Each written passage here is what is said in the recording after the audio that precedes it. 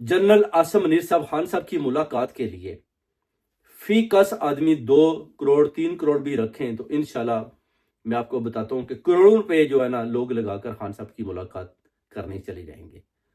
اور جتنی دیر ان کو خان صاحب کو جیل کے اندر رکھے ہوئے ہوگی، اگر یہ ملاقاتوں کا سلسلہ جاری رکھتے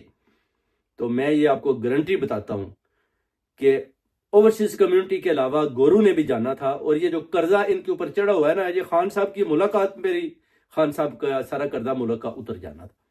یہ تو گڑی چوروں کی بات کر رہے ہیں جی، یہ ہے جی انہوں نے خان صاحب نے وہ کیا. میں کہتا ہوں خان صاحب کی آپ ملاقات لگائیں کہ جناب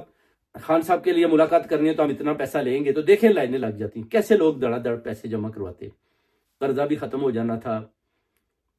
عوام کی خدمت بھی ہو جانی تھی، موٹر ویز بھی بن جانے تھے، ہاسپٹل بھی مکمل ہو جانے تھے. مگر یہ لوگ بس لگے ہوئے ہیں. ان کو سمجھ نہیں آ رہی کہ ایک عوامی لیڈر، قومی لیڈر، امت مسلمہ کا لیڈر، جس کا ایک ایک پل عوام کے لیے قیمتی ہے، اس کا ٹائم آج 2 سال ہو گئے ہیں. کیسے انہوں نے ضائع کیا جو وہ اپنی اس پسی ہوئی قوم اور عوام کے لیے ان کی خدمت کر سکتا تھا، ان کے لیے جو سوچ رکھتا تھا، اس کی سوچ کو اس کو آج اڈیالہ جیل کے اندر بند کیا ہوا ہے. اور باہر دیکھیں سارے لونڈے لپاڑے جتنے بھی یہ گھوم رہے ہیں، جعلی عہدے لے کر لوگوں کو بتا رہے ہیں جی کہ ہم عوام کی خدمت کر رہے ہیں.